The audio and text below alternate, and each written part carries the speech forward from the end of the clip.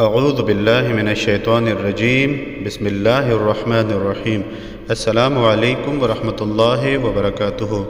اس video میں آپ کے ساتھ خاوند اور ساس کو اپنے حق میں رکھنے کا ایک عمل شیئر کیا جا رہا ہے۔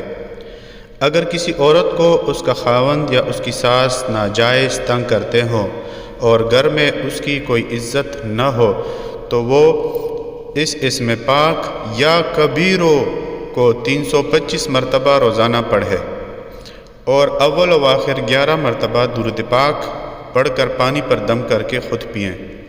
اس عمل کی مدت 21 دن ہے۔ درمیان میں اگر کوئی عورت نہ پڑھ سکتی ہو تو کوئی بھی اس کے لیے یہ پڑھ کر اسے پانی پلا سکتا ہے۔ انشاءاللہ العزیز جلد ہی اس کے شوہر اور اس کے ساس انتہائی محبت اور سلوک سے پیش آنا شروع ہو جائیں گے۔ اگر کسی کی مجبوری کی وجہ سے وہ یہ عمل نہ کر سکتی ہو تو اس کو چاہیے کہ روزانہ بعد از نماز فجر اول و آخر 11 مرتبہ درود پاک کے ساتھ ایک تسبیح یا کبیرو کی پڑھے اور جب تک حالات ٹھیک نہ ہوں اس عمل کو جاری رکھے۔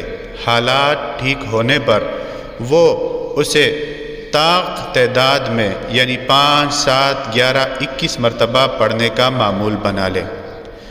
ساری زندگی سکھی رہے گی۔